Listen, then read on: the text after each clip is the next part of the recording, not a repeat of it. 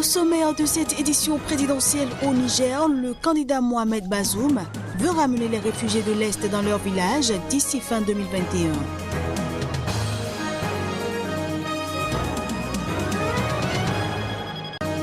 En Centrafrique, Anissé Georges Dologuélé, le principal concurrent du président sortant Faustin Archange Touadéra, a appelé à repousser les élections du 27 décembre prochain.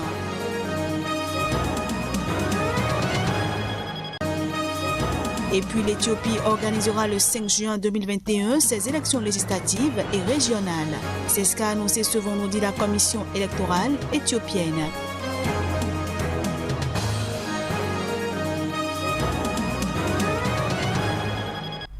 Voilà ainsi présenté l'ossature de cette édition. À toutes et à tous, bienvenue.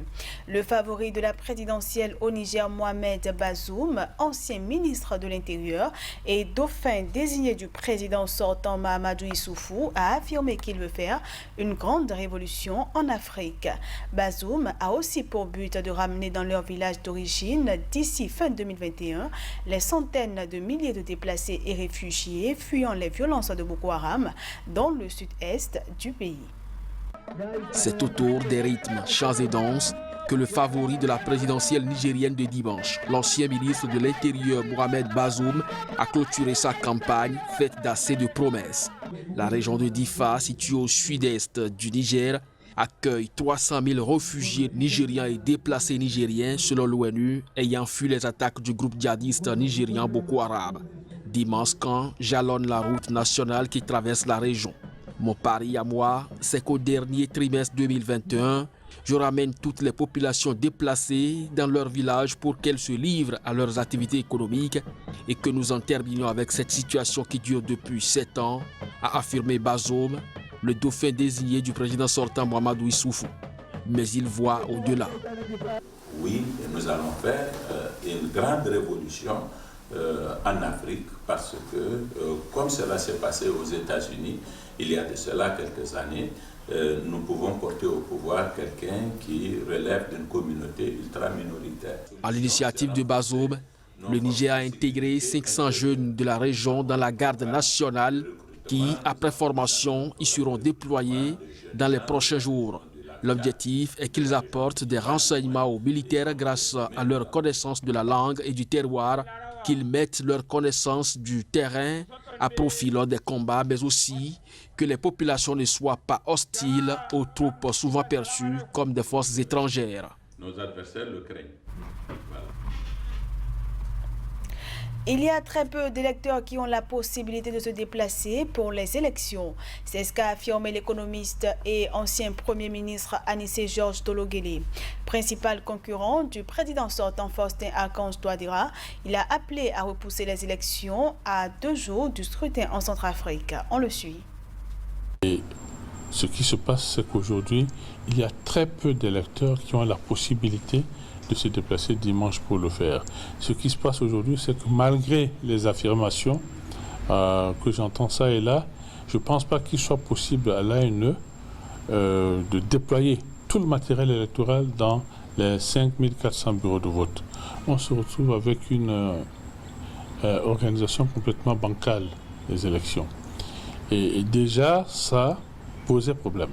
Maintenant, quand vous y ajoutez les problèmes de sécurité, et le fait que dans chacune des villes, il y a des groupes armés qui empêchent le processus, je pense que c'est plus sage d'envisager de repousser les élections. Je continue à sensibiliser les populations pour que s'il y a vote dimanche, d'abord j'ai passé le temps à les faire sensibiliser pour qu'elles retirent leur carte d'électeur et pour leur dire que s'il y a vote dimanche, il faut qu'elles aillent massivement voter pour chasser Touadéra. Et donc, moi, je donnerai l'exemple.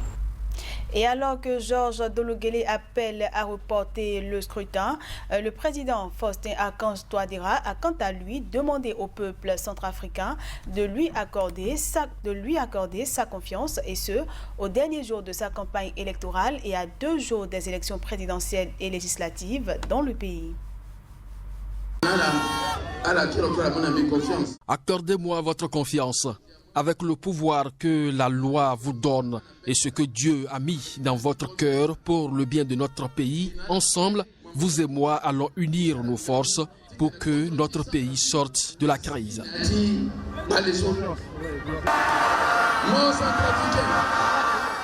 Toi, Centrafricain, sois vigilant, donnons la main à nos militaires, donnons la main à la MINUSCA, donnons la main à d'autres pays, la Fédération russe, le Rwanda et à tous ceux qui contribuent à renforcer notre sécurité.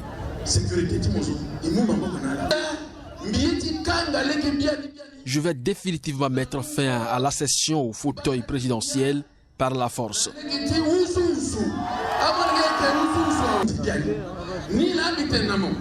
Ce que je te dis, tous les combats qui se font à l'intérieur du pays pour venir à la capitale, il faut s'y opposer, il faut dire non pour que ce dimanche, le 27, lève-toi, n'aie pas peur, va choisir celui que tu veux. Choisis ton président pour les empêcher d'atteindre leur objectif. L'Éthiopie organisera le 5 juin 2021 ses élections législatives et régionales. C'est du moins l'annonce faite par la Commission électorale éthiopienne ce vendredi.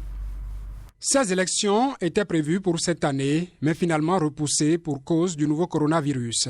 Ce report avait notamment contribué à accroître les tensions entre le gouvernement du Premier ministre Abiy Ahmed et la région dissidente du Tigré au nord, contre laquelle une opération militaire a été lancée le 4 novembre.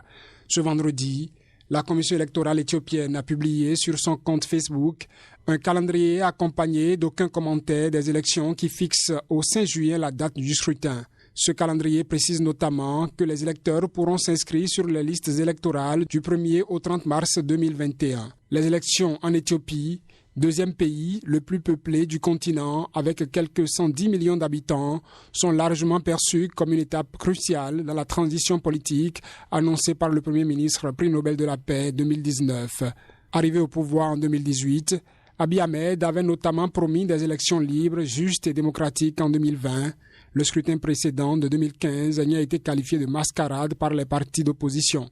Le Front démocratique révolutionnaire des peuples éthiopiens, EPRDF, la coalition qui dirigeait alors le pays depuis près de 30 ans, avait raflé en 2015 l'ensemble des 547 sièges de la Chambre basse du Parlement. Les élections avaient été fixées au 29 août 2020, mais la Commission électorale a annoncé fin mars leur report s'inédié en raison de la pandémie. Dans la foulée, le Parlement fédéral a voté l'extension du mandat des députés, dont celui de Abiy Ahmed, qui devait expirer en octobre. Cette décision a été rejetée par les leaders tigréens du Front de libération du peuple du Tigré, TPLF, qui ont organisé en septembre leurs propres élections régionales, considérées comme illégales par Addis Abeba, qui a lancé en novembre une opération militaire dans cette région qui défiait son autorité depuis des mois. Ce journal se poursuit au Mali. L'avocat de l'ex-premier ministre Boubou Cissé a indiqué que des hommes armés non identifiés ont fouillé sans ménagement le domicile de son client à Bamako. L'ex-premier ministre a récemment nié des rumeurs l'accusant de vouloir déstabiliser le régime.